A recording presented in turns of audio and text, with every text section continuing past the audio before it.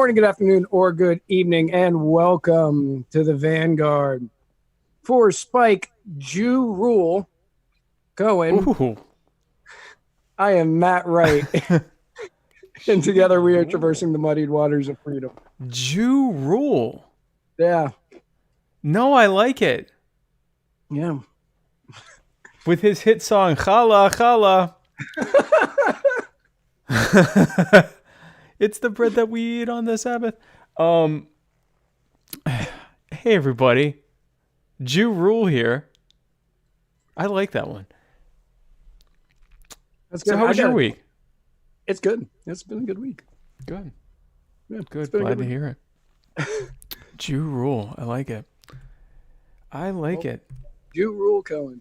Good old Jew Rule Cohen. So, yeah, no, I've had a very fun week of campaigning on the internet. It's a very interesting dynamic where you're campaigning and talking to people all over the country all day long. But yet you don't have to put pants on unless you absolutely want to, which I usually don't. True. Yeah, you get to do kind of whatever. Yeah, you can do whatever. You just have to have a nice shirt on. You have to look presentable. But you do not have to wear pants. And so it's probably important for you to know, if you are a Libertarian Party delegate and you're watching this, that if you're talking with me on a Zoom call,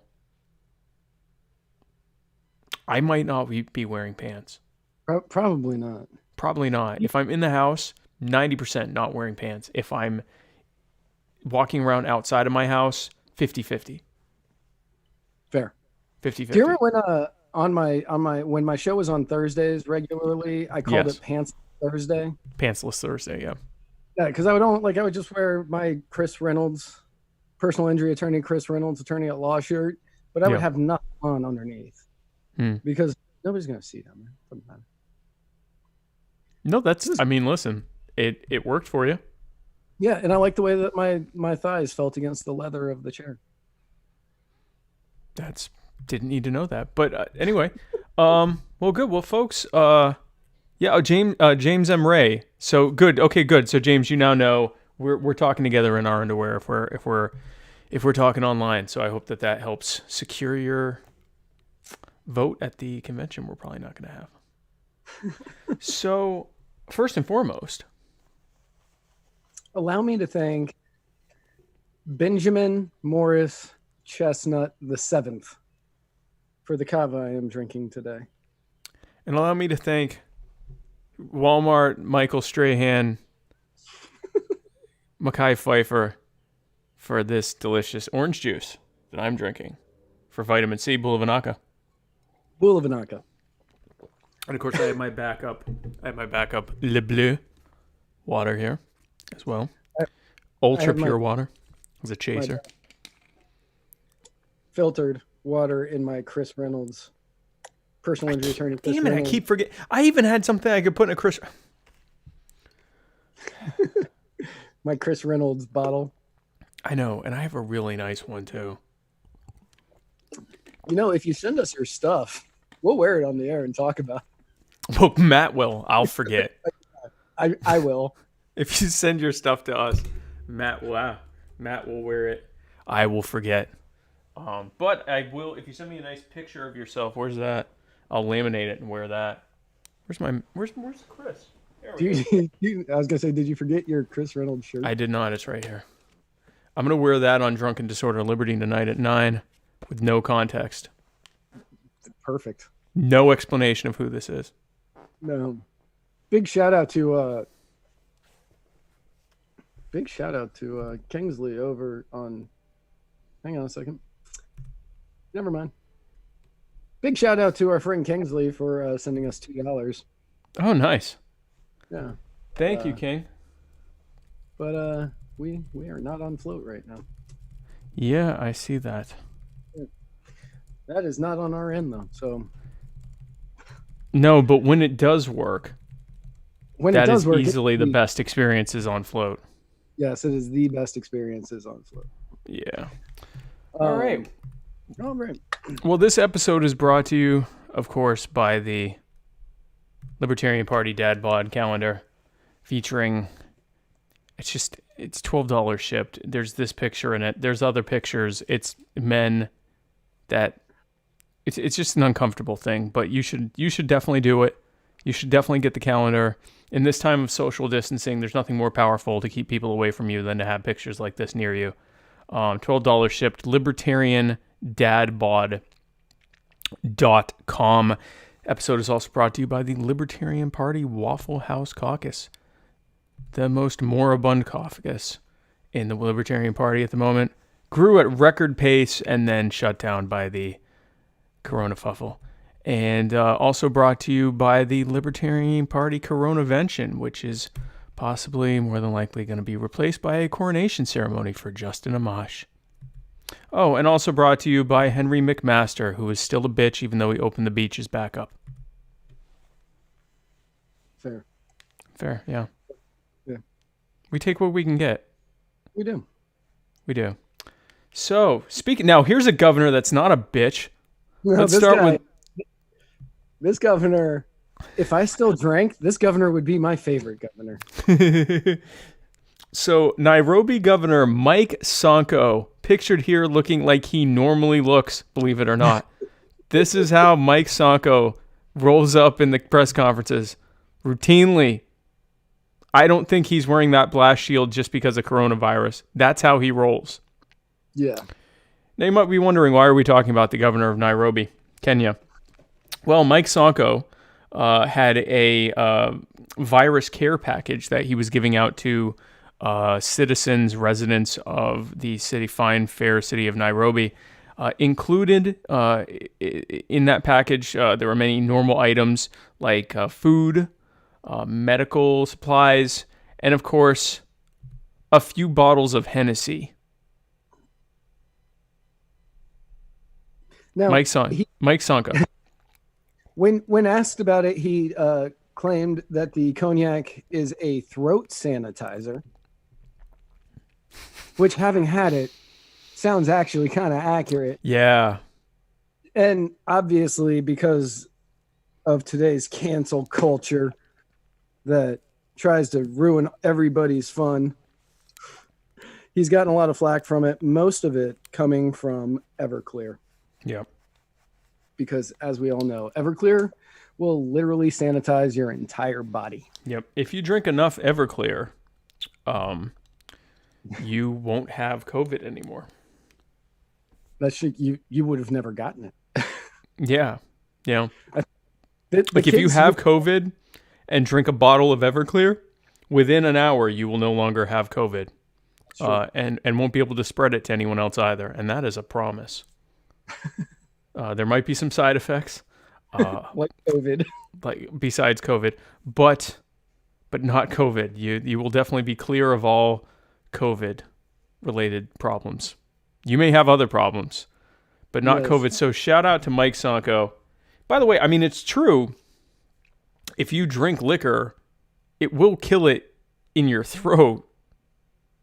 But it turns out that's not really like, once it's in your body, it doesn't, like your throat it doesn't really matter anymore. But I mean, listen, some would accuse this guy of doing this as a publicity stunt. And I say, how dare you? How dare you? How dare you say this man is a public servant? Like, this is literally, I just need everyone to look at this picture a little bit longer. This man is literally the mayor of one of the largest cities in Africa. He is governor. He is literally the governor of one of, is Nairobi just a city, or is it like a city state? Well, that's what I'm wondering, because it does say governor. Hold on. Everything I looked up about it was that he was the governor. And so he's been in trouble. Yeah, I saw he's been in trouble. He was arrested, dressed like that also. Mm-hmm. Yeah. He's gotten some corruption charges. I am shocked. Yeah, so weird. This man has been brought up on corruption charges? Yeah, you never would have guessed it. He's not guilty. Not guilty. Absolutely. I will defend that man till the day I die. 0% chance that this man did anything wrong. Absolutely nothing wrong. There is no way he did anything wrong. I swear. This is just blatant. The deep state has gone after Mike Sonko, and I'm sick of it. I'm sick of the deep state cronies, lizard people, pedophiles, going after this fine man, Mike Sonko, who just wants to give a little something to the people of Nairobi, which is a city. It's the capital of Kenya, so maybe they just call their mayors governors. Well, that could be. But this stand-up, he is more than a stand-up gentleman. He is a saint. He is literally standing, I think, in this photo. Right. He is standing, but he is a saint, and he needs to be canonized by the church immediately. I don't care if he's Catholic. He needs to instant sainthood. First of all, you roll up in a press conference wearing a black, I think that's just a plastic clear sheet. I'm not sure what that is that he's wearing, and a probably $600 shirt. I don't know anything about this man, and he's probably like a war criminal or something. But just this photo, I'm in love with him. I want to know more about him just so I can find ways to defend it. That's how I feel. And he gave out Hennessy. This guy. Right. That's probably the longest we've ever shown a photo from a rapid fire. I'm mesmerized by this gentleman. Like, I just want more. Mike Sonko. In between whenever this show ends and going on Drunken Disorder of Liberty, I'm going to go like social media stalk Mike Sonko and try to become his friend. I need that. He will quickly tell you that he just needs you to send him $1,000 and he will get you a check for $250 million soon. I might do that. I believe him. I believe him. I believe this guy. So, okay. We're going downhill now. Speaking of someone I used to trust in a lot, I used to trust in quite a bit, and now I can't. I can't support this. Speaking of another positive role model for our communities, that I almost died on the hill. And I had to walk off. So speaking of another situation that I should probably be avoiding with Mike Sonko, but will not. 10 out of 10 will not. I will not swipe. What is it, left? What's bad? Left. I'm bad. Swiping right. I don't care. 5 out of 5. Help. I'm speaking of that. Bill Cosby, Matt. Has learned that he's not receiving a reprieve from the governor of the city of Pennsylvania amid the coronavirus. Harvey Weinstein also was not released from prison, but instead he's being put in isolation. And that goes to show you that many governors, taking a page from those of us here at Muddy Waters, are against rape. We are against rape at Muddy Waters. As is the governor of Pennsylvania.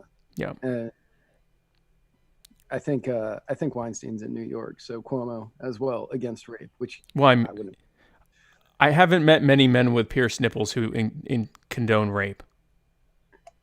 I'm not saying they're not out there. I'm just saying I haven't met them personally. I'm not willing to die on the hill that men with. I'm not sure where that ratio would lie. I feel like it's a pretty solid separated Venn diagram there. I mean, minimal overlap.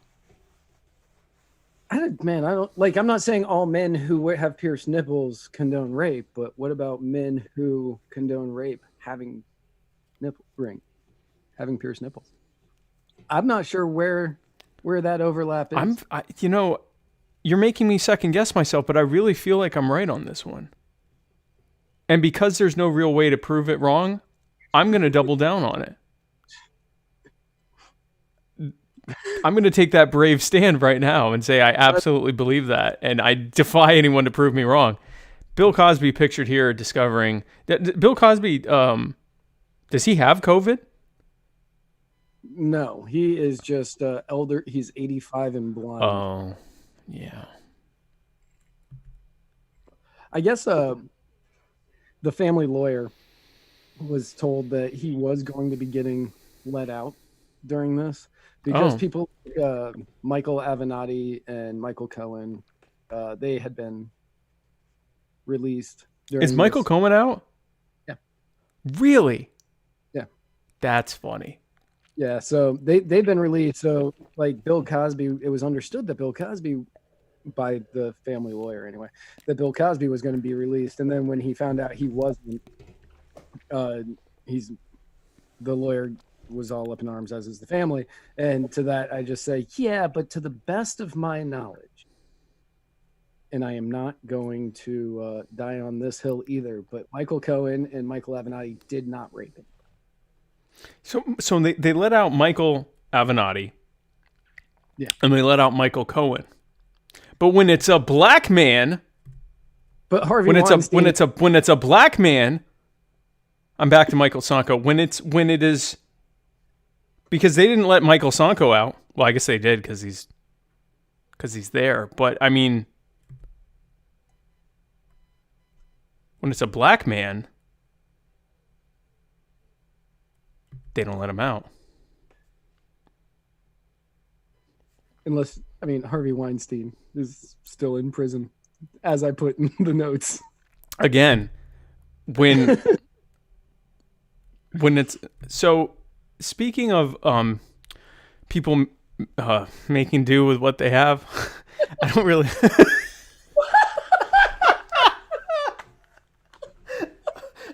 Oh my God.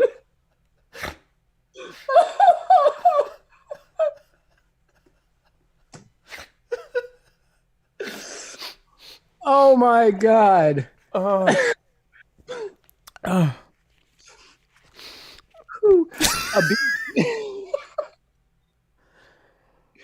A beach.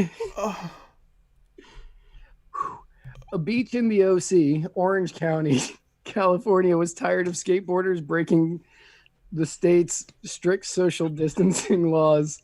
So they filled the local and famous skate park there with 37 tons of sand.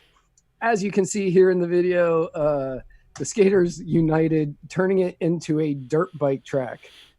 One of the skaters tweeted a video with the caption, "LOL." That's LOOOL. That's three outs. That is 3 outs. That is laugh out loud. Government dweebs turning skate park into a dirt. LOL, government dweebs turning skate park into a dirt bike track now. And they have now become my favorite people in California. Are we using dweeb again? I guess dweeb is now back. Well, lol.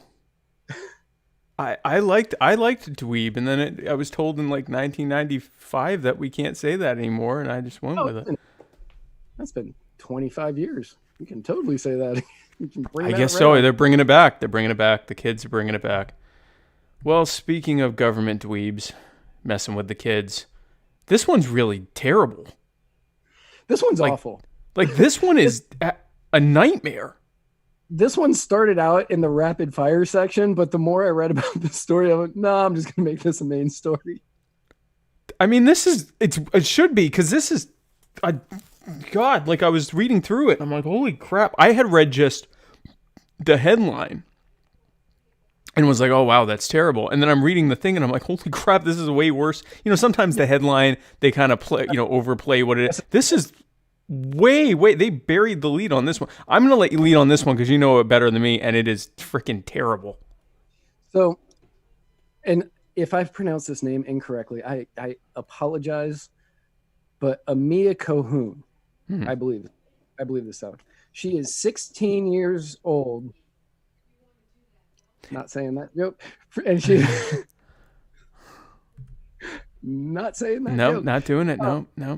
From Oxford, Wisconsin. She and her classmates, her band. She's in the high school band. Went on a spring break trip to Disney World and Universal Studios at the beginning of March.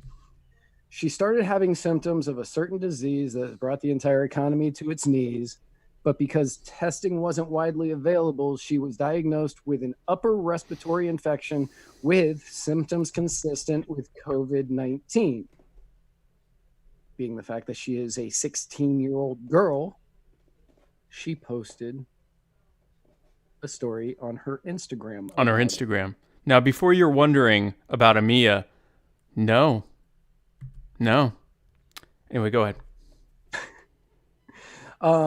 The family alerted the school to the potential infection, but never heard back from them. Reached out to say, hey, Amia was on this school trip. She now has symptoms that resemble COVID-19. Just let you know, just in case anybody else got infected. Never heard back. She got worse, was taken to the hospital, tested negative for the virus. After she returned home from the visit, she posted again on Instagram and included a picture of herself, which you can see here on the screen, herself at the hospital wearing an oxygen mask. This is where you would think that things are not going really well for Amia and her family at this moment. Right. It gets so much worse. Yeah. After she returned, the next day, the sheriff's department from Marquette County showed up at her door to demand Amia and her father, Richard Cohun, remove her Instagram posts. If they refused, the patrolman said the family faced charges for disorderly conduct, and he told the family he would start taking people to jail. For what? For disorderly conduct. For posting that she had COVID? For posting that she had COVID. Now, the sheriff's department wasn't stalking Amia's Instagram. Right. They weren't stalking Amia's Instagram. Instead, they had heard about it from the school, who had never gotten back to the Cohuns. Heard about it from the school, and the school said that the family had reported the potential threat and that she was lying. They found out that one of the school administrators sent out an alert to families accusing Cohun of making it all up and assuring families that any information of infection was just a rumor. So the school never got back to the Cohuns, never responded to them. Sent out a blast email to everybody saying, Amia is a lying bitch. And we're going to tell the police that she's a lying bitch. Right. And granted, she did test negative, but she was tested with she was diagnosed with an upper respiratory infection with symptoms consistent with COVID.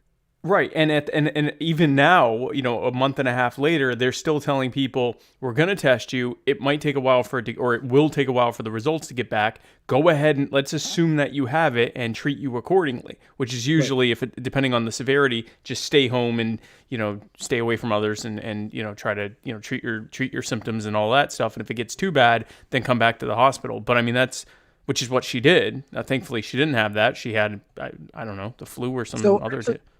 I don't know if I put this in here or not, but according to documents, a lot of false negatives were coming back because they didn't know the proper way to act. I guess you have to go in one way as opposed to, I don't know. Okay. But a lot of false negatives were coming back. So people who had it were being told they were negative. Wow. That's according to the suit. Now, if you thought that they just sent out this email saying, something like, yeah, so Amia Cohun does not have it. Don't worry, it's just a rumor. This is what the email said. Let me assure you there is no truth to this. This was a foolish means to get attention, and the source of the rumor has been addressed. This rumor had caught the attention of our public health department, and she was involved in putting a stop to this nonsense. Holy crap. This girl is 16. And it was told by doctors that she probably had this. Right. and to act as though she did. Right. And like all 16-year-olds, the way that you would act as though you have a disease is to go on Instagram and tell everyone. Right. Which in reality, if she actually did have it, the best thing she could do is let everyone know so that if anyone had been around her, they could get tested and everything else too. So I mean, in her own Gen Z Zoomer way of doing things, she was acting responsibly. She did what a lot of freaking boomers are out here not doing. Oh, I got a cough. I'll just not tell nobody. But, I mean, she went and told everybody, which is what you're actually supposed to do if you think you have it, so that they can go find out if they have it. So, good. So, the Cohoons, they lawyered up. Right. And initially, all they wanted was a simple apology and promise of no further threat of criminal charges from the sheriff and the patrolman who violated her First and 14th Amendment rights. Right. That is a nothing ask. That is a nothing ask. Say you're sorry. Don't threaten to put us in jail. That's right. Like, why wouldn't you do that? Right. At that point, it's a no harm, no foul. As far as I know, from the article that I read on, as far as I know, they aren't going after the school. They're just going after the police. Okay. And all they wanted was to say, hey, you're not actually going to throw us in jail for this. That's ridiculous. And also an apology. Right. The cops, the sheriff's department, refused vehemently because, authoritarians never think they're wrong when they're being authoritarian. Of course. Right. Now, the Wisconsin Institute of Law and Liberty is suing Conrath and Klump, the sheriff and the patrolman, in the U.S. District Court for Eastern District of Wisconsin for violating the First and 14th Amendment rights. The sheriff's department is not still backing down at all. They are holding firm and doubling down. Having Sam Hall, their attorney, release a statement, which was first reported in the Milwaukee Journal-Sentinel. The teenager caused distress and panic among parents by claiming she had contracted the virus despite getting a negative test result, which she hadn't. She had not gotten a negative test result. She did the second time she went, but she didn't the first time. The first time said that they didn't know. Yeah. She had a respiratory. But to assume that she had it. To assume that she had it. Right. Which if you're being responsible means telling everyone that you've been in contact with that you may have had it. Maybe not in the IG teen way of doing it, but essentially the same thing. Let people know that you probably have it and that they might get it too. That's what you're supposed to do. He went on to say, this case is nothing more than a 2020 version of screaming fire in a crowded theater. Because what she's doing is being told by doctors that we don't know if you have it, but you have something very close to it. So act as though you have it. She posted on Instagram, and that is the equivalent of her going into a crowded theater and yelling fire to create just chaos of people trampling others on the way out. That is what Sam Hall of Wisconsin is saying here. This is insane. This has to be a small town. Probably. This has to be a small town. By the way, Tom Arnold's very upset. We're saying boomer jokes. We're sorry, Tom. Yeah, Tom, we love you. We love you. Not you. You're one of the good ones. You're not the boomer we're talking about. We mean the other ones. We mean the other boomers. Matt Hicks is saying not going to go well for that sheriff's department. Yeah, definitely not. Right. This doesn't end well. This does not, for Conrath and Klump, which, by the way, that just sounds like, that's like two bad guys from, God, what was the name of that show? The one about the Nazis. Hogan's Heroes. Like, it sounds like two. Yes. It sounds like two bad Conrath guys and Klump. Yeah. Yep. Sounds like two bad guys from Hogan's Heroes. Oh yeah, she and her family did absolutely nothing wrong. No. Everything that they did along the way. Granted, I don't really get the whole posting it all over Instagram thing. Not my style, not my brand, but she's 16, so that's better than better than keeping it to yourself, honestly. If you had to pick between keeping it to yourself and letting everyone know on Instagram would actually be better, because at least you're letting people know. And if they have it, now they know that they might have it, and they know to be smart for the next couple of weeks or however many days, up to 14 days past when they last were in contact with you. Make sure that if they have it, they can't spread it and all that. This is what they tell people to do. Again, weird way to do it, but we're not 16. This is how 16-year-olds do stuff. She didn't claim something that doctors weren't telling her. And then they told the school. They informed the school. The school never reaches out to them. Yeah. And instead blasts this girl. And what if anybody else in that school had done it, it would have been considered cyberbullying. Yep. But the school blasts her to everybody in the school, and then calls the police and says that she is just doing it for attention, and you need to go and make her take down her Instagram posts, which then violates the First Amendment. Yeah. And all the Cohoons, the very forgiving people that they are, all they wanted was an apology. Simplest thing. Apology, and don't stop threatening to, or, apologize to us and stop threatening to lock us up. No. No, we're going to double down on this because you got a negative test result when you went back in weeks later. Yeah. This is why we're libertarians, folks. These kinds of stories are exactly. Mark Anthony Rio said she was just doing what zombie movies taught her. Don't keep it to yourself when you've been bit. Right. That's true. Yeah. No, exactly. Right. And so the new lawsuit says that they are looking for compensation, looking for nominal damages. Nominal damages. I hope to God she gets more than just nominal. Oh, she gets a jury that's punitive to the where they knock up where they knock up what the reward is, what the reward. I hope so too. I mean, it's an absolute freaking mess. They did absolutely nothing wrong.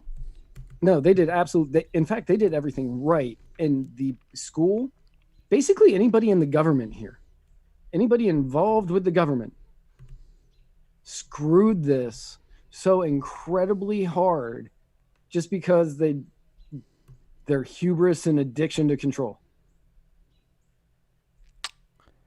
Pretty much. And so, I mean, it's incredible. And they, like you said, they did nothing wrong. And I'll tell you someone else who's done nothing wrong. Chris Reynolds, who's the sponsor of the personal injury attorney, Chris Reynolds, attorney at law, anchor call-in moment. Which is what we're doing now. So Anchor changed this where it doesn't have the date on it anymore. Really? Yeah. Huh. Unless it came up wrong on mine. Well, we only got one, and it's from Matt Hicks. Okay. No, and I'm fine with that, but it's going to be markedly harder to remember which of these are the ones we haven't already listened to. I don't know why they did that. So anyway, we have one call. We're deleting them. Can we delete these? Yeah. Oh, then we'll have to start doing that. Yeah. All right. Well, our call tonight, our lone call, is from the delicious Matt Hicks, who once bought a $50 egg timer from us. He was also last week's winner of the personal injury attorney Chris Reynolds, attorney at law, anchor call-in moment, caller of the week. Oh, that's true. Yeah. He was the winner of the personal injury attorney, Chris Reynolds, attorney at law, anchor call-in moment, call-in of the week. He was, yeah. He was. He also has bought this shirt. He bought this shirt. It's a shirt with my face on it. It's the spike face shirt. What? Is it a V-neck? Yeah. He bought a V-neck with my face on it, which you can get at verminsupreme2020.com for the low, low price of $19.50. My face right there. It's back when my hair looked good, back when I could get it cut. Got to do something about that because I'm competing with Larry Sharp now, he does the buzz cut thing, which is a lot easier. He can keep his aesthetic going right now. It's harder for me. It's tough for me right now. Let's get to that call, huh? What's that? Tough time, Mike Cohen. It's a tough time. Listen, I mean, look at this. I got to go up against a guy who like can keep his thing going because you just and you're done. I don't have the head for that. I can imagine you don't. I have a lot of head, and yeah, like my hairline is, I can't do it. Be like, hey, vote for 7-head Cohen. Right? Like, hey, vote for me, everyone. Like, if I were going to do that, I'm going to have to just shave it completely and do the bald beard guy thing. Yeah. And I will 100% be divorced. 100% my wife will leave me. Well, not even close. I wouldn't recommend it. Wouldn't recommend it. But so let's listen to that call. How about that? Here's something I would recommend. It's a call from Matt Hicks. Hello there. This is Matt Hicks calling in on the Chris Reynolds personal injury attorney call-in line from lovely Bishopville, South Carolina. I would like to know what you gentlemen think the proper thing or things are for us anarchists / libertarians / civil libertarians to be doing to demonstrate to our fellow man that government, first of all, has completely messed up this coronafuffle response and why they should have no role in it in the first place. Thank you very much. So first of all, before Spike gets unleashed, I want to give a big shout out to Matt Hicks. Yes. Who he has been raising, I think he's raising money on PayPal. I think it's PayPal. Yeah. And he's been raising money on PayPal and then using it to get food and deliver it to people and I think medical supplies. Like what he, that is actually one of the greatest things you can do as an anarchist / libertarian. Yeah. He is using his contacts in order to make it where he can help out the people in his community. Yeah. In fact, Matt, drop your PayPal address in the comments so people can see it if they want to give. Matt Hicks is literally going through some of the Matt Hicks is going through some of the more marginalized and impoverished communities in South Carolina and helping people who need things right now and who need food and who need care. You know, right now, because of the shutdowns, there are a lot of people that aren't working, which means they aren't making any money at a time when the food banks are beyond capacity in terms of, or beyond, they're being emptied out, and a lot of them are shutting down due to concerns about, spreading spreading COVID. So it's like an absolutely, terrible time to need things. I mean, there's never a good time, but this is the worst of times for it. So to have Matt out there, yeah, it's paypal.me/dadbod calendar. Again, so you can buy some dad bod calendars, but you can also donate to Matt, who is going out. I mean, this is mutual aid. Like Matt Hicks said, or Matt Wright said, what Matt Hicks is doing is what anarchists should be doing. It's great for us to be talking about, the government shouldn't be doing this. Government, we don't need government for that. It's another thing to actually demonstrate that we don't need government by actually doing the things that government claims that we need them to do in order to be able to have done. So that's actually an absolutely terrific thing. In terms of, demonstrating and showing that what they're doing is wrong, it's a tough one, man, because you look at a lot of these protests, and I think you can protest, but do it in a way that demonstrates what you're trying to say. And I think right now, a lot of these protests, if you look at outside of libertarian and pro opening up, reopen America circles, it's being received as people who are having like a tantrum, and some of that's just because they disagree with the message, but some of it is also because of how it's being done. There was one thing, Operation Gridlock, where they were just bringing all their cars out in the same time and causing gridlock in the streets, which was actually resulting in doctors and healthcare workers not being able to get to the hospital. So I mean, it's a tough one. So is a protest the best way to do it? I think if you're doing it, you have to be very careful with how you do it. I think the best way to do it is advocacy and helping people like the way that Matt Hicks is doing. I think that's probably one of the best, most powerful things you can do. And in doing that, saying, I'm having to do this because of the things that government has done to put people in this impoverished position, and explain it that way. I haven't really seen... I'm not against protests per se. I just don't know how well they work. I think that it's more about people just feeling better, expressing their frustrations. Maybe I'm wrong, but I don't really think that they work. Like the Michigan, I think it was in Lansing. The Lansing one, that protest, like they were blocking a hospital or something. Yeah, that's what I mean. They were blocking a hospital. Yeah, it's like, why? Why are you doing that? The hospital, you do not have a gripe with the hospital. The hospital didn't do this to you, right? I don't think you personally may have a gripe with the hospital, but the group does not have a gripe with the hospital. Their gripe is with the governor. Like, why are you protesting the hospital? Why are you at a hospital? Yeah, exactly. Go to freaking the state house or something. Like, if you're going to do that. Matt Hicks is saying protests are nothing more than a scream into the void. Again, I'm not against protests per se, and I think that there are times that... So, for example, the gun protests that happen in the capital of Virginia. Is it... Right. Is it Richmond? Richmond, okay. What was powerful about that was that it destroyed the whole premise that, people with guns are dangerous.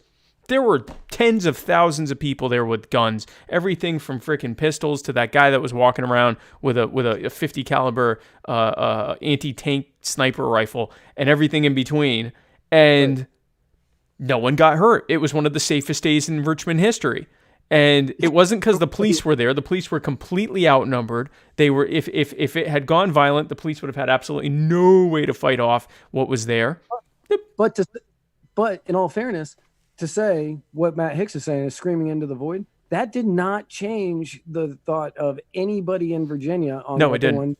Gun laws. It didn't. So it's a tough one because you find camaraderie, you find people that you can network with to potentially work on future stuff, but it's not really, I'm not convinced it's effective. And I've said this about Black Lives Matters protests. I've said this about Tea Party protests. We've said this about the gun protests. We're saying it about this one. I don't think it's a great idea. I think that you can funnel that energy into more effective things. Instead of a protest, go do a food drive to help people. And when the media shows up, explain to them why you're doing it. Or if you want, here's a fun thing. This is something that we can borrow from the far left. They do stuff that's illegal, but they do it to help people. So for example, when states don't allow, or states or cities don't allow for, people to do needle exchange, so that people that take injecting drugs don't spread disease, they'll just set up a pop-up free needle exchange, knowing that it's illegal, knowing that the police are going to show up, and then drawing attention to the fact that the police are going to show up to arrest them for helping keep disease from spreading. Or Brent DeRitter in Wilmington, North Carolina, he has an idea, once we're allowed to go outside again, feeding homeless people in public, which is illegal in Wilmington. So that's illegal here in St. Pete. You can't feed homeless people. And Alex Snicker, the former executive director of I think he's the former executive director of the RLC. Yeah. Yeah. I'm not sure if he's current or former, but I know at some point he was. But he used to do that. Then they would go out and they would feed the homeless, and they would get arrested for it because they're going to go out there with their food that they either made or that they got, and they're going to hand it out. They're going to set up a table and they're going to be like, here, have your food. This is free. You can take it. And arrest me if you want, but I'm helping these people. They need food and I'm willing to give it to them. Yep. And it's a form of protest. Again, if these folks were saying like, and I'm not trying to tell people how to protest or telling people how to oppose what government's doing. I'm more speaking to what I think is effective. If I think it's much more effective to help people and set up an illegal job fair or an illegal, do something like that. And again, when the police show up, draw attention to the fact that you're doing this to help the people that are being harmed by government, as opposed to showing up in Lansing with a gun and stand in front of a ice cream shop that's been closed down and scream that, like, your ice cream shop is essential or whatever. I just don't think it's the best idea. Cameron Cogan in the comment says, do it like Israel just did. Have you guys seen the photos of protesters lined as far as the eye can see, perfectly spaced 6 feet apart? And I think that was it was an interesting thing, and it certainly got more attention. The fact that they were 6 feet apart. So at least they weren't, in theory, not spreading it, although I'm not sure how they're going to maintain 6 feet with thousands of people there. Even coming and leaving that way, I guess there's a way to do it. But Cameron, we're more talking about just the effectiveness of protest in general. If having a bunch of people get together and say, we're against a thing, unless you're also taking... So like during the Vietnam War, some of the most effective anti-war protests were where they would actually blockade entries and exits to military bases and actually make it harder for them to do what they were doing. There was a anti-war protest in front of the Pentagon where they actually blocked the entrance. And so, there's stuff like that and it's illegal. And typically, stuff that's the most effective against government is often illegal because, oddly enough, the government has banned things that make it harder for them to harm you. Like if it's legal, there's a good chance that it's not really stopping them. Right. So, As Matt, in this time period, yeah, I would not recommend going out and marching in the protests. I don't recommend it. Like, if you want to do it, go ahead, but it's not, I don't think it's as effective as what you, Matt Hicks, as what he is doing. Or if you want to go out and feed the homeless people who are stuck outside, unable to social distance. Like, if you want to do that, go out and do that stuff. Do that, and when they arrest you, try to get the media out there to be like, hey, I'm being arrested for feeding these people. Yeah, I'm not social distancing, but it's my choice to not social distance. Right. Because I want to get these people fed. Yeah. So Tom Arnold is very happy about the thought of my wife and I getting divorced. He has said, do it. Liberty Daddy is just waiting for his girlfriend to be single. Listen, just because your girlfriend is married doesn't mean you have to be this aggressive about it. Okay, pal? Like, relax. My mother has informed everyone that my wife has said that I'm right and that she would definitely leave me. Tom says that my wife only loves one bald bearded guy, presumably him. Also possibly true, but you don't have to be aggressive about it. Again, please. And Tom Arnold said that so Tom went to a protest in Tennessee, and he said that he got so tired of hearing Lee Greenwood singing "I'm Proud to Be an American." Yeah. Matt Hicks just asked an interesting comment or question in the comments. He said, "My wife and I had a conversation earlier today, and I'd like you to weigh in on it as well. We're creating a hero worship culture surrounding medical workers and the like. While I respect what they're doing every day, what about the poor high school kid working at the grocery store? Everybody has forgotten the gas station attendant." And that is 100% true. I still I don't go out like I used to, obviously, because I can't. Right. kills me because I don't like being trapped anywhere for long periods of time. But I still try to get out, and there's always somewhere I can go to like grab a Kava. And big shout out to Benjamin Daniel Morris Chestnut the seventh and Justin, and but Robert Evelyn Carmichael the sixth. Big shout out to them for constantly being there for me during this time. And other restaurants or other locally owned restaurants that you can go to pick up food to go. Like, those people are working incredibly hard to make sure that you are still fed. The people who are working Uber, what's that called? Instacart, Uber Eats, Uber Eats, any of those. All of these people are putting themselves at roughly the same amount of risk as the medical professionals. Yeah, I mean, it's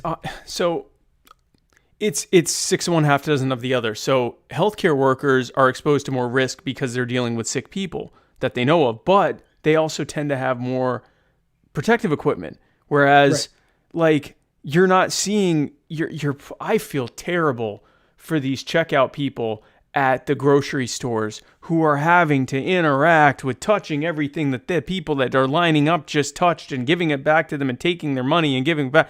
I mean, I can't even imagine. And they might have gloves on, which again is sort of irrelevant if they're not sanitizing their hands with the gloves on in between every interaction. Like there's no, and they're not wearing N95 masks or any, like, I mean, they really are just regular cloth facial protective, which you might get lucky and that works, but and so down here we have the greatest grocery store in the world, Publix, and they recently, man, pub subs are the way it's at. Don't give me that look. I saw that look.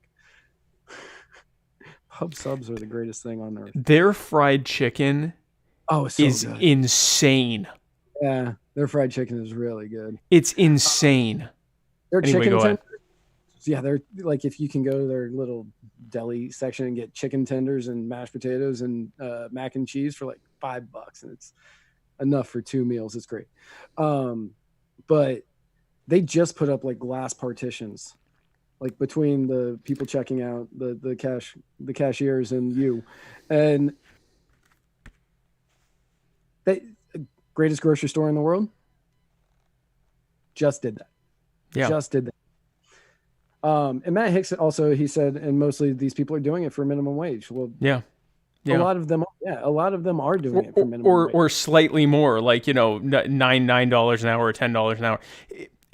I don't have a problem so much with us revering what healthcare workers do, because, I mean, it's important what they're doing, and they're often at the front lines of people living or dying. So I get that. My concern is with being told you need to stay. And by the way, I say this as someone who has self-quarantined for the better part of a month and a half. So I was one of the first people doing this when everyone was saying I was nuts. And you kind of self-quarantined about 4 years ago. Yeah, I've been self-quarantined since 1999. But I say this as someone that has really been, taking this seriously long before most other people were. Most of these people right now who are going, oh my God, I'm calling the police. I heard that my neighbor went and talked to my other neighbor. Oh my God, I'm calling the governor of South Dakota and demanding that she make everyone wear face masks on their farms. These were the people saying, why are you staying home? It was like flu. And so I have a hard time taking them seriously, these social distancing warriors that have suddenly decided that, no, what is it we put in the title? No distance, no peace. What I need these people to understand when they scream at me that we need to do this because the nurses and doctors are telling us to. The medical professionals, healthcare workers, work in triage, and they work in explaining ideally how things would work in order for them to stop an immediate situation. So, for example, if they're asked, how do you stop a virus from spreading? They say, well, ideally, Everyone stays at home unless they absolutely have to. And if they do go out, they have to stay 6 feet away from each other, and they all have to wear masks, and they all have to do this, and they all have to do that. And they can't go and do this, and they can't go and do that. But let's apply that to something else. If you ask those same healthcare workers what would be the ideal way to stop the obesity epidemic, which kills hundreds of thousands of people a year in the US alone, they would say that we shouldn't be eating lots of sugar, and we shouldn't be eating fatty foods, and we shouldn't be eating too many carbs, and we should be exercising at least a certain period of time every day, and we should be getting at least a certain period of at least 6 to 8 hours of sleep every single day, and we shouldn't be doing this, and we should be doing that, and we shouldn't be doing this, and we should be doing that. Now, would you like to, again, to save lives and keep people from filling up our hospitals, to tell them that they can't have sugary sodas, or they can have only a certain amount a day? They can only have 8 ounces of sugary drinks a day, and they Everything can only recommended is the exact opposite of what I do. I didn't say it that there aren't outliers. I'm saying that if you ask a healthcare professional what they should do to stop the obesity epidemic. Sugar, carbs, and cheese, and I never exercise. Well, cheese is keto, though. It is, but I mean, depending on who you ask, it's good for you. I don't know. I think it's good for you. It's keto. But anything keto is good for you. But I mean, if you ask them, they would say, do this thing. And if you then turned around, and it's with anything, if you ask them how to stop the problems with, the alcohol epidemic, they say no one should drink alcohol. That doesn't mean that you should then go and do that and tell everyone, point a gun at everyone and say, everyone stop drinking alcohol, or everyone stop drinking sugary drinks, or everyone stop eating candy, or everyone has to, eat fewer than X number of calories a day and work out X number of hours a day. You can't make policy based on what a doctor says would be ideal. That's a terrible idea. And that's before we get into the fact that in the situation of obesity, they have pretty good solid data that they're working on at this point. With COVID, they're not. Yeah. If they're being honest, they say that they don't even know. For all we know, this thing could be every bit as deadly as they're saying, or even more so, or it could be like H1N1, where the vast, vast majority of people who get it have no idea that they have it, which means that it spreads way quicker than we thought, and it's also got a much lower fatality rate, because these fatality rates are based on confirmed cases. So if it turns out that way more people have it and don't even know, like, again, when H1N1 came out, they thought that it was a slow-spreading virus that killed almost everyone who got it. It turned out it was the exact opposite. 60 million Americans got it. If you're watching this, we have, 20 people watching. 4 of you got it. Yep. Probably had no idea. Mm-hmm. Right? So, and 12,000 people died out of the 60 million who got it. Yep. So obviously this is more than likely more deadly than H1N1, but it may be something that just spreads super quick and is about as deadly as the flu, but because it spreads so quick, we didn't even know it. We have no way of knowing. And the idea that we should shut down the planet. Again, I say this as someone that's been taking way above and beyond the government recommended, lockdown measures for myself and the health of myself and others. But I can also afford to do that. Most people can't afford to do that. Don't create mass homelessness because you're scared. Sorry. No, you're fine. I saw a tweet. I think it was Dave Smith that tweeted it, and he said, for anybody out there who is bashing the people who are going out to these protests, I want to know if you have income coming in right now, or you can afford to self-quarantine, because if so, your opinion on them saying we need to reopen is sort of invalid. You're speaking from a place of privilege. Yeah. Matt Hicks put in the comments, my wife said that if you were to end the obesity epidemic, it would crash the economy worse than COVID-19, which, Matt, I wrote a paper on this my sophomore year of college, and yes, it would. It would 100% do it. I'm not going to go into all of it here because I don't have it memorized anymore, but it would absolutely crash the economy if you got rid of obesity, especially childhood obesity. crash it. It would crash the healthcare economy. It would crash everything. But wouldn't it increase the CrossFit sector sufficiently to offset those things? Well, that's just two negatives.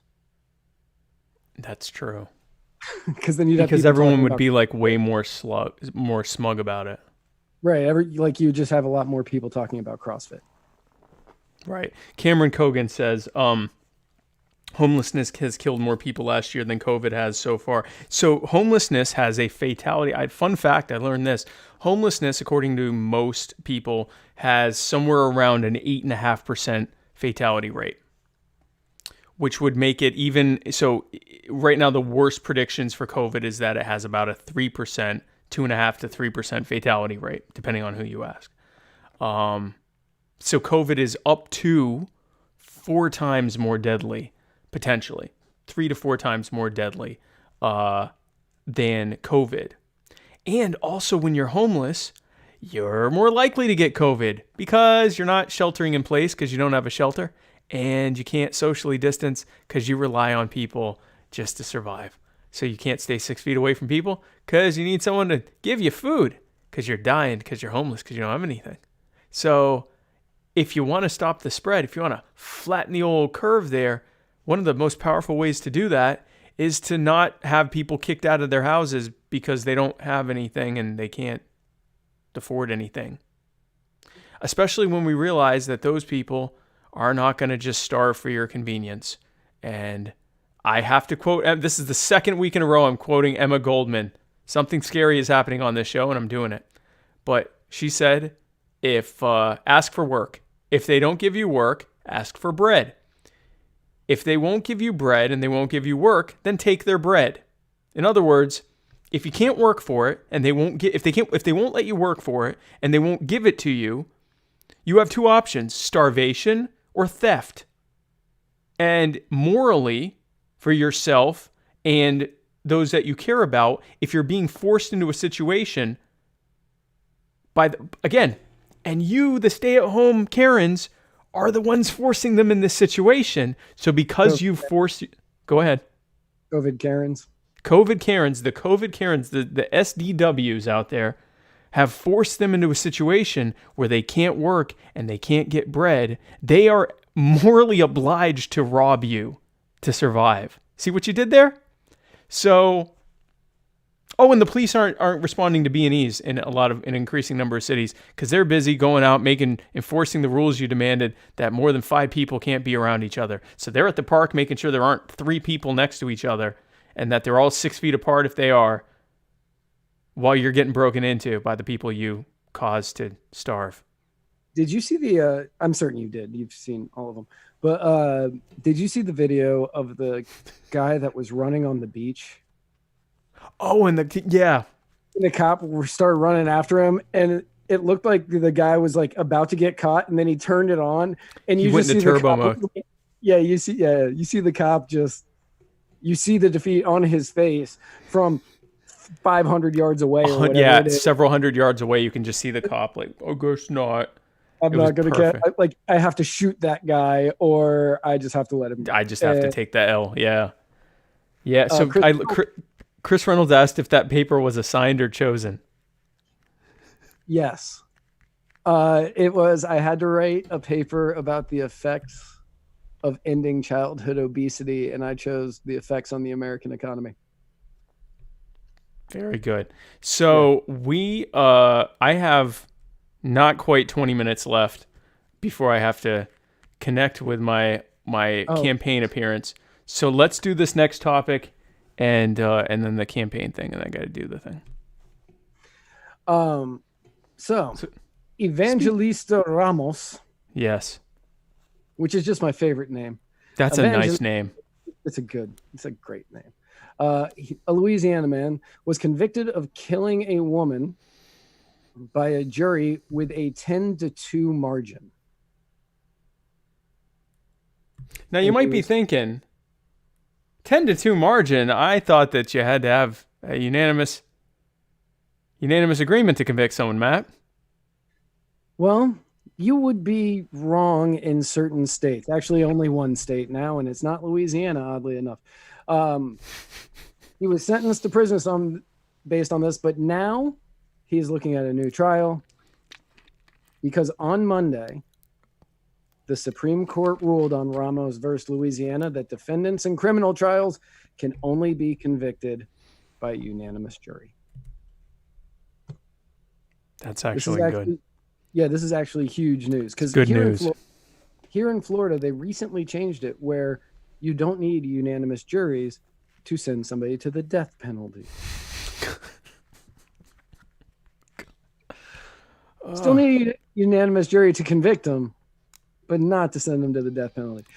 Before this, Oregon was the last holdout state. Oregon, you needed at least two, like you could have two dissenters and the person would still be convicted.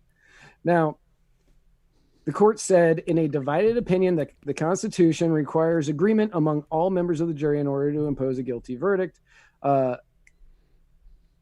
Neil Gorsuch, who wrote the opinion, said, wherever we might look to determine what the term trial by an impartial jury trial meant at the time of the Sixth Amendment's adoption, whether it's the common law state practices in the founding era or opinions and treaties written soon afterward, the answer is unmistakable. A jury must reach a unanimous verdict in order to convict. Which, I gotta say, he is 100% correct on this one. I would say so, yeah. So, 5 justices joined Gorsuch in ruling the practice unconstitutional. They were divided on certain points of the decision, but Chief Justice Roberts, Samuel Alito, and Justice Elena Kagan dissented from the decision. Alito. That's an odd grouping of people. It is a really odd grouping of people. Roberts, Alito, and Kagan. Yeah. Okay. Alito wrote that lowering the bar for overruling our precedents, a badly fractured majority casts aside an important and long-established decision with little regard for the enormous reliance the decision has engendered. If the majority's approach is not just a way to dispose of this one case, the decision marks an important turn. Now, I see the confusion on your face. I just wanted to put in what he wrote. Yeah, that sounds like a...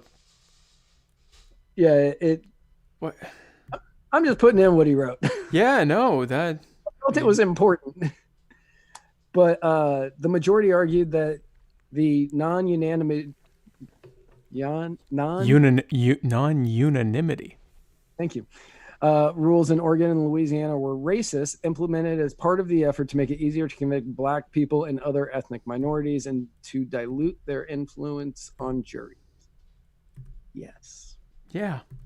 That was 100% why. Yeah, but Matt, if you lower the bar for overruling our precedents, a badly fractured majority could cast aside an important and long-established decision with little regard for the enormous reliance that the decision has engendered, which is not just a way to dispose of this one case and marks an important turn. Matt? Right. So, I know what it sounds like Alito is saying there. I'm not going to say it but it sounds like he's joined the alt-right.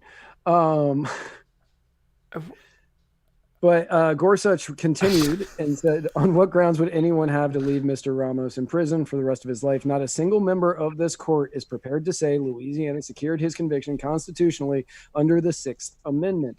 No one before us suggests that the error was harmless. Louisiana does not claim precedent commands in affirmance. In the end, the best anyone can seem to muster against Mr. Ramos is that if we dared to admit in his case what we all know to be true about the Sixth Amendment, we might have to say the same. Say the same in some others. Now, I want it to be known. Since this happened to Ramos, Louisiana changed their law. He was one of the last people that was convicted by a non-unanimous jury and put in prison. Right. He was one of the final ones before Louisiana changed the law. And that was when the lawsuits started happening, saying, well, why is he in prison? Yeah, because you changed the law. That's like if you made something legal and everyone that was in jail for it was still in jail for it. Why? It's legal now. Right. And granted, it's a new trial. He's not just getting released. He is going to get, I think, a new trial. But he may have done it. Like, I mean, they have. I am not defending this man in any way, shape, or form other than he shouldn't have been put in prison the first time. He at least deserves a new trial to see if he would get the unanimous jury. Right, exactly. I don't get what, I mean. This is actually a really good thing that the Supreme Court has now done. It does make it harder for them to target certain ethnicities. Listen, when I first saw this, when I heard that the Supreme Court was actually made a good decision, I was like, oh.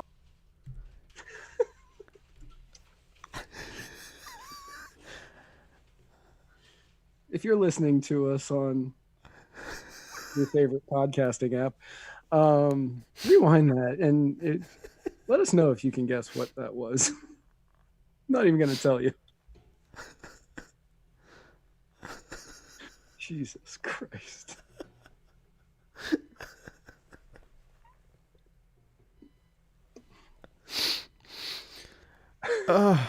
So that was a good decision by them. So real quick, let's do some Vermin Spike updates and then we'll wrap up. It's like 10 minutes left. So Vermin Spike 2020 campaign updates brought to you by Vermin Spike 2020. Go to verminsupreme2020.com to go to our website. So fun news here. We had a really cool AMA last night at the Vermin Spike 2020 420 AMA event, which was viewed by almost 10,000 people at the same time on Facebook, YouTube, and Periscope. And we answered all sorts of fun questions and had a great time. I was sober because I've been sober since around sometime in 2006. So I was sober. Vermin decidedly not sober. Vermin was absolutely. That was quite obvious. Vermin was, he was engaging in non-sobriety during, it was 420. So it's, he does that anyway. But so we did that. And during, was that? That's not, 420 made no difference there. It really didn't. It was Monday. And so during that, we got some very, very cool news, which is that we officially won the presidential recruitment contest with almost 100 new recruitments. I really think that it was mine that put you over the top there. I'd love to think that. We got almost 3 times as many more than any other candidate did, and just completely ran the deck on them, and proving once again that Vermin Supreme is ruining the party and making people leave it. So that went very well. I have a ton of appearances between now and the next time you see me. Well, unless you watch my show tomorrow, in which case I will have had 1 appearance. So tonight I'm going to be, in just a few minutes, I'm going to be tuning in to get started on Drunken Disorderly Liberty tonight at 9 p.m. over on Drunken Disorderly Liberty. And then I will be, where else? On Wednesday, I'm having an episode. Don't know who my guest is yet, but that'll be fun. So tomorrow I'm having an episode. Then on Thursday, I'm going to be on Podcast Titles Are a Spook with James Weeks, the famous libertarian stripping man. And then I will also be on Taxation is Theft with our friend Dan Berman. Then on Friday, I will be on The Sharp Way with Larry Sharp, talking about our respective campaigns for the vice presidency. I will hopefully have figured out something to do with my hair in that time. And then I'm doing something this weekend that I don't remember, and doing a bunch of call-ins to all the various state and regional LP affiliates and their Zoom calls, socials, to hang out and glad hand with the various delegates across this beautiful country of ours that I hope to rule over with a velvet fist. Is it Drunken Disorderly Liberty or Media? The show is called Drunken Disorderly Liberty. That's their Twitter handle. Wait, did they change it? So they're now Drunken Disorderly Media on Facebook. Oh. They did what we did. But they used to be Drunken Disorderly Liberty, right? They're just Drunken Disorderly. And then they became, like, one of their shows became Drunken Disorderly Liberty. And then one of them, and they might have more, which is why they're now Drunken Disorderly Media. Oh. Well. Okay, then. I'm going to be on Drunken Disorderly Media. Right. And I'll be tuning in. Thank you. Because I haven't heard enough of you speak yet. Yeah, well, no, I know, because we usually go on for way longer than this. But so I'll be wrapping up the second half of my show on someone else's show, basically. What else? What do we do usually? Oh, okay. And then tune in next Tuesday right here on Muddy Waters Media for the Muddy Waters of Freedom, where Matt Wright and I parse through the week's events with the aplomb of the little cheery sandal boys that we are. Is it spring yet? Yeah, it's well into spring. Spring of the spring, the little spring monkeys that we are. Matt, if someone were looking for us on the internet, how in the hell would they do that? They would be able to find us on Facebook at facebook.com/Muddied Waters Media. You can find us on Twitter at @muddied_waters. You can find us on Float at flote.app/Muddied Waters Media. You can find us on YouTube at youtube.com/Muddied Waters Media. You can find us on Instagram at slide into my DMs over at Muddied Waters Media. And you can find you can also, if you're living in 2010 and you just like hearing the silky, smooth, buttery, golden voices that appear on this show every week, you can find that at anchor.fm/Muddied Waters, where you can also leave us messages, much like Matt Hicks and Chris Reynolds and all the others who do it. Oh, yeah, and you can also donate to us at anchor.fm/Muddied Waters. And you can find this and every other episode at muddiedwatersmedia.com. And, folks, thanks again for tuning in for this relatively short episode of our show. It was only an hour and some odd minutes. So we will see you again next week. And where we're going, we don't need roads. And join me at Drunken Disorder Liberty. Where's the thing? There it is.